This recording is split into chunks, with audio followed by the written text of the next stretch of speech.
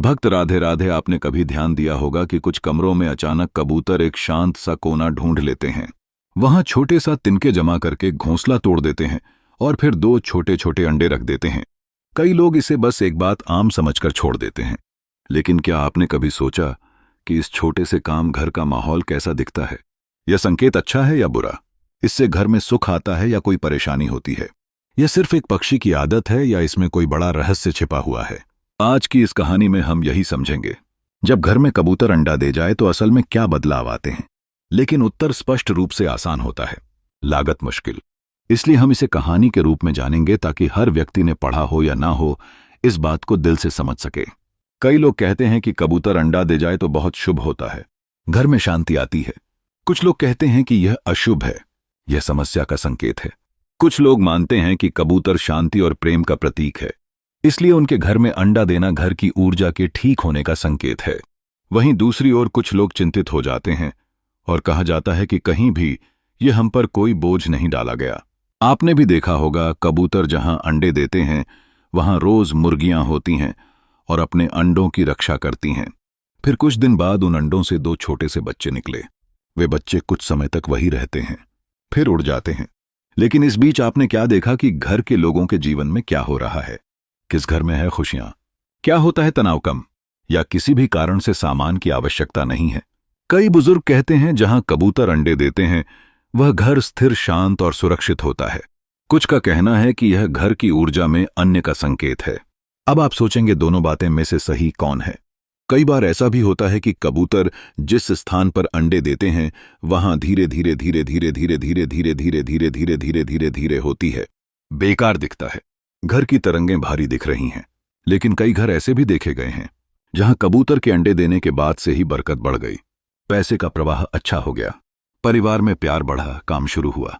तो क्या यह सब संयोग है या इसके पीछे कोई गहरी आध्यात्मिक या वास्तु की शक्ति काम करती है? आपने कभी सोचा है कि कबूतर घरों को ही क्यों चुना जाता है? वो जंगल भी बना सकते हैं, जंगल पर भी घर बना सकते हैं, लेकिन वह इंसान के घर को चुना जाता है। ऐसा क्यों? यह कोई अदृश्य संकेत क्या है? यह घर के वातावरण, उसकी ऊर्जा और उसके भविष्य के बारे में क्या बताता है? कुछ लोग कहते हैं कि जब कबूतर बार बार तुम्हारे घर आता है तो इसका मतलब है कि आपका घर शांत है, सुरक्षित है और वहां की हवा उसे पसंद है, यानी घर की तरंगे सकारात्मक है। लेकिन जब वही कबूतर अंडे देकर चला जाए, उसके बाद लगातार घर में चिंता, तनाव या नुकसान होने लगे, तब मन में एक छोटा सा सवाल उठता है, आखिर यह क्या हो रहा है? क्या आपने कभी गौर किया है कि जब कबूतर अंडे दिए होते हैं तब आपके घर में कैसी घटनाएं घट रही होती हैं? कहीं परिवार में झगड़े बढ़ रहे हैं, कहीं पैसे का नुकसान हुआ, कहीं अचानक बीमारी आई, या फिर उल्टा घर में कोई खुशखबरी आई, नौकरी मिली, नया काम शुरू हुआ। इन सारी बातों को समझने के लिए कहानी बहुत जरूरी है।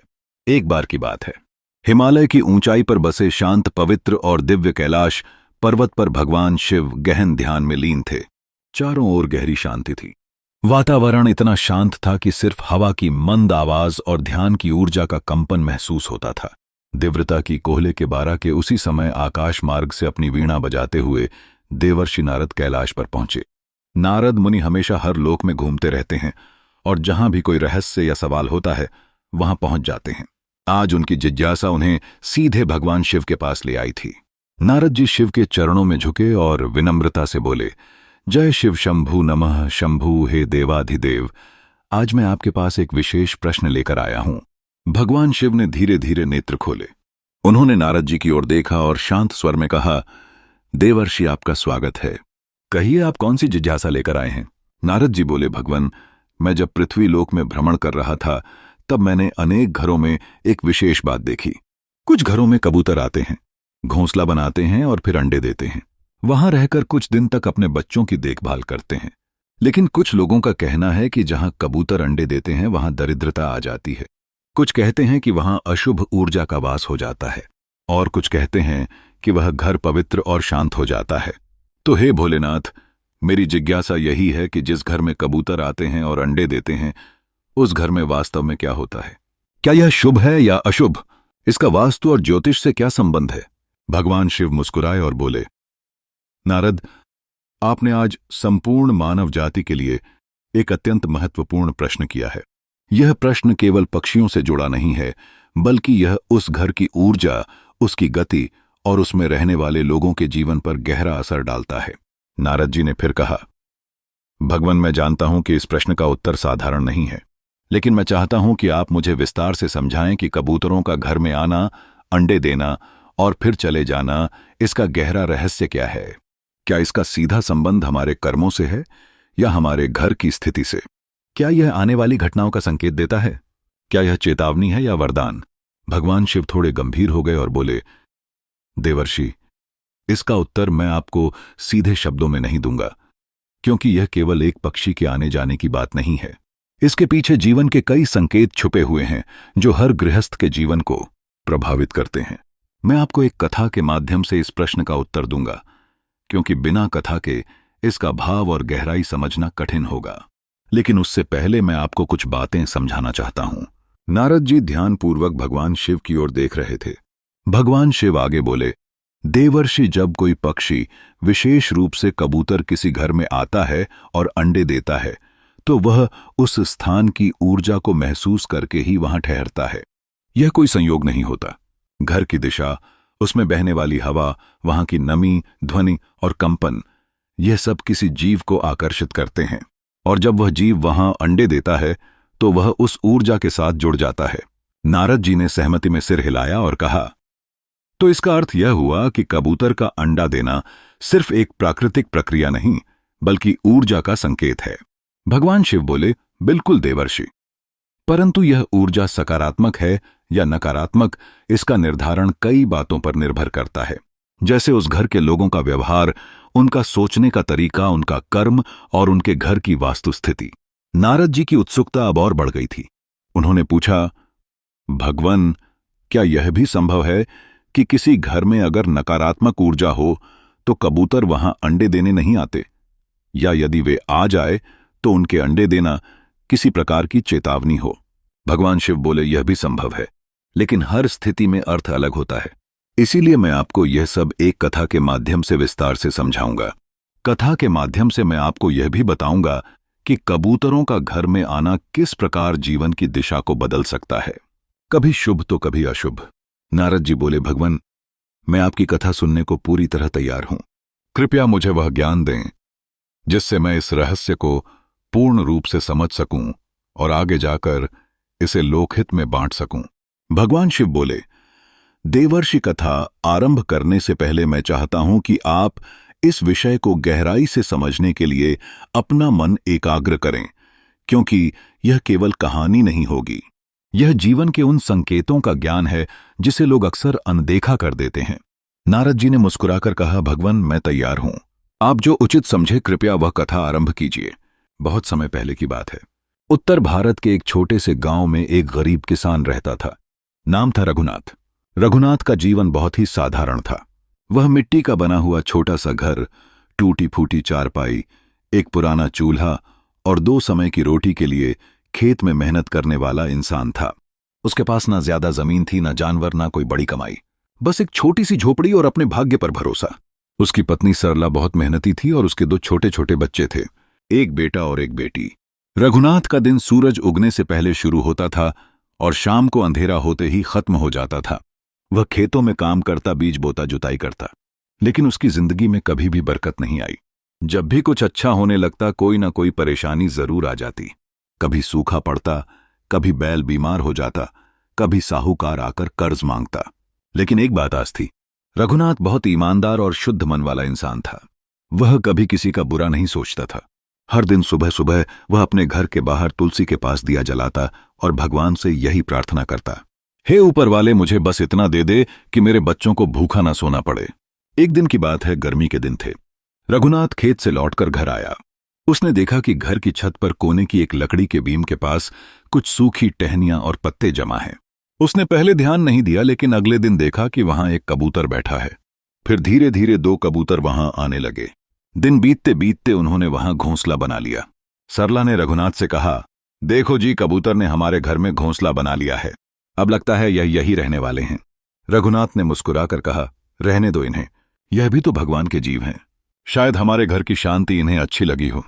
कुछ दिन बाद सरला ने देखा कि घोंसले में 2 अंडे रखे हैं। अब कबूतर रोज आते बैठते जाते, उनके गुटर की आवाज पूरे घर में गूंजती रहती। घर में कुछ अजीब सा बदलाव महसूस हो रहा था। रघुनाथ और सरला दोनों यह समझ नहीं पा रहे थे कि बदलाव अच्छा आया बुरा। पहले कुछ दिनों तक उन्हें ऐसा लगा कि शायद कुछ अच्छा होने वाला है, लेकिन फिर धीरे धीरे समस्याएं बढ़ने लगीं। सबसे पहले रघुनाथ के खेत में बोए गए बीज अचानक सूखने लगे। फिर उसका बेटा बुखार से बीमार हो गया और दवाई लाने के लिए जो थोड़ा बहुत पैसा था वह भी खर्च हो गया। कुछ ही दिनों में घर में खाने के लाले पड़ने लगे। रघुनाथ सोच में पड़ गया, क्या यह सब उन कबूतरों के आने से हो रहा है? क्या यह कोई संकेत है? लेकिन उसके मां ने कहा, नहीं, यह तो बस संयोग है। कबूतर क्या करेंगे? किसी का बुरा, यह तो शांति के प्रतीक है। लेकिन गांव के कुछ बुजुर्गों ने कहना शुरू कर दिया, रघुनाथ, तेरे घर कबूतर अंडे दे रहे हैं। यह अच्छा नहीं है, यह दरिद्रता का संकेत है। जल्दी से वह घोंसला हटा दे। रघुनाथ दुविधा में था। वह कबूतरों को नुकसान नहीं पहुंचाना चाहता था, लेकिन बच्चों की भूख, पत्नी की चिंता और खुद की थकावट उसे अंदर से तोड़ रही थी। एक रात वह घर के आंगन में बैठा हुआ था। आसमान में चांद आधा था। कबूतर गुटर गूं कर रहे थे। उसने कबूतरों की ओर देखा और धीरे से कहा, अगर तुम्हारे होने से मेरे घर में कष्ट आ रहा है तो मुझे माफ करना, लेकिन मैं तुम्हें कैसे निकालूं? तुम भी तो मेरी ही तरह इस धरती के जीव हो। उसकी आंखों में आंसू थे। वह थक चुका था गरीबी से, सवालों से और अपनों की तकलीफ से। कुछ दिन और बीते। सरला की तबीयत भी बिगड़ने लगी। अब रघुनाथ ने निश्चय किया कि वह गांव के मंदिर में जाकर साधु बाबा से मिलेगा, जो हर शनिवार गांव के बाहर आते थे और लोगों की बातें सुनते थे। लेकिन शनिवार आने से पहले ही कुछ ऐसा हुआ जिसने रघुनाथ को अंदर तक हिला दिया। एक रात तेज आंधी आई। बारिश भी तेज हुई। घोंसले से एक अंडा नीचे गिर गया और टूट गया। दूसरे दिन वह जब उठा तो उसकी बेटी की तबीयत अचानक खराब हो गई और वह बेहोश हो गई। अब रघुनाथ ने तय कर लिया, अब और नहीं। अब मैं किसी ज्ञानी संत से जाकर पूछूंगा कि यह सब क्यों हो रहा है। क्या सच में कबूतर का अंडा देना मेरे जीवन में कोई अशुभता ला रहा है?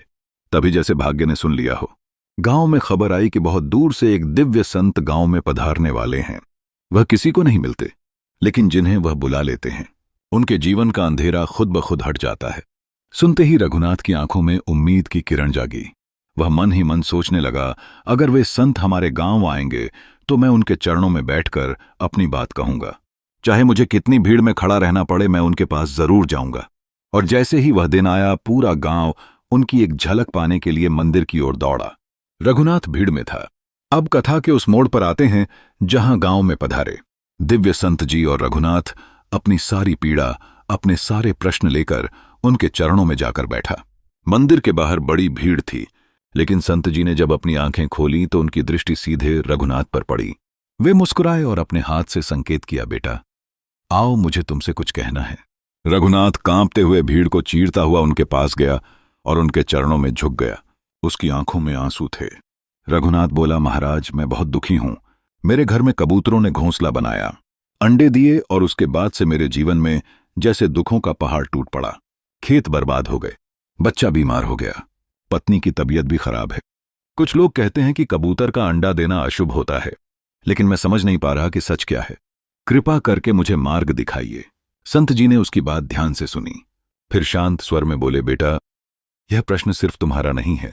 यह प्रश्न तो आज हर उस व्यक्ति का है जिसके घर में कोई पक्षी, खासकर कबूतर, आकर अंडा देता है। लोग बिना सोचे समझे उसे शुभ या अशुभ मान लेते हैं, लेकिन सच्चाई इससे कहीं गहरी है। सुनो ध्यान से, मैं तुम्हें 3 बातों के माध्यम से इसका उत्तर दूंगा। सबसे पहली बात यह समझो कि जो बातें समाज में फैली हैं वे हमेशा पूरी तरह सही नहीं होती।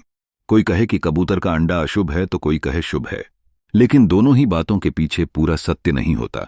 कई बार हम किसी एक घटना को देखकर किसी पूरे विषय पर निर्णय ले लेते हैं। जैसे किसी के घर में कबूतर अंडे देने के बाद बुरा समय आ गया तो वह कहता है कि यह अशुभ है, लेकिन क्या उसने कभी यह देखा कि क्या वह बुरा समय पहले से आ रहा था? क्या उसके घर में पहले ही कुछ गलतियां हो रही थीं? क्या उसके कर्म, उसका स्वभाव या उसका व्यवहार पहले से ही गड़बड़ था? लोग एक ही बात को बार बार दोहराकर उसे सच मान लेते हैं। यही आधा सत्य है। इसलिए बेटा, न तो तुरंत डर जाना और न ही बिना सोचे उसे भाग्य मान लेना। दूसरी बात जो सबसे जरूरी है, जब कोई पक्षी, खासकर कबूतर, तुम्हारे घर में अंडे देता है तो वह कोई संकेत दे रहा होता है। वो पक्षी बिना कारण के नहीं आता। वह तुम्हारे घर की हवा, शांति और ऊर्जा को महसूस करता है। अगर घर में सुकून होता है तो वह वही घोंसला बनाता है, लेकिन अगर घर में नमी है, गंदगी है, अकेलापन है, टूटी फूटी जगह है, तो वहां भी वह आता है क्योंकि उसे लगता है कि यहां कोई उसे नहीं रोकेगा। अब सोचो, तुम्हारे घर में ऐसा क्या था कि कबूतर आया? क्या वह तुम्हारे घर की सकारात्मक ऊर्जा से खींचकर आया, या फिर उसे लगा कि यह घर खालीपन में डूबा हुआ है? यह समझना जरूरी है। और सबसे बड़ी बात, कबूतर का अंडा तुम्हारे जीवन की स्थितियों को नहीं बिगाड़ता, बल्कि जो बिगाड़ पहले से चल रहा होता है वह उसके आने के बाद साफ दिखने लगता है, जैसे एक आईना जो घर की हालात को दिखा देता है। तुम्हारे जीवन में जो कठिनाइयां आईं वह शायद पहले से आने वाली थीं, लेकिन कबूतर ने आकर उसका संकेत दे दिया। अब यह तुम्हारे ऊपर है कि तुम उस संकेत को समझकर कुछ बदलो या उस पर बस डरते रहो। अब तीसरी और सबसे जरूरी बात सुनो बेटा, डरने की नहीं, समझने की जरूरत है। कबूतर बुरा नहीं होता, उसका अंडा देना भी बुरा नहीं होता, लेकिन अगर तुम्हारे घर में पहले से कोई परेशानी है तो वह बढ़कर सामने आ सकती है। ऐसे में तुम्हें घबराने की जरूरत नहीं, बल्कि अपने घर को सुधारने की जरूरत है। घर को साफ रखो, सुबह सूरज निकलने से पहले उठकर आंगन में थोड़ा जल छिड़को, तुलसी के पास दिया जलाओ, घर में सुंदर विचार लाओ, हर दिन दो, अच्छे काम करो, किसी भूखे को भोजन दो, किसी दुखी को ढांस दो, और सबसे जरूरी बात, घर में कलह मत होने दो। आपने जो बताया वह न केवल मेरी जिज्ञासा का उत्तर था, बल्कि संपूर्ण मानव जाति के लिए एक सीख है। अब यह ज्ञान मैं पूरी दुनिया तक पहुंचाऊंगा। अगर आपके घर में कभी चिकन अंडे दे तो डरिए मत। यह मत सोचिए कि अब आपके जीवन में दरिद्रता आएगी या बुरा समय आएगा। सच तो यह है कि कबूतर अंडा देना कोई अभिशाप नहीं होता, यह सिर्फ एक संकेत होता है, या तो आपके घर की शांति की और या फिर यह सुझाव के लिए कि अब आपको अपने जीवन और घर के माहौल को छोटे और बच्चों की जरूरत है। समझदारी यही है कि डरने के बजाय सोचे, सुधारें और सकारात्मक बने। जब मन और घर दोनों शुद्ध होंगे तो जीवन में सुख और शांति खुद आएगी। अगर आपने अभी तक अपने चैनल को सब्सक्राइब, वीडियो को लाइक शेयर नहीं किया है तो कर लो, और कमेंट में राधे राधे जरूर लिखे।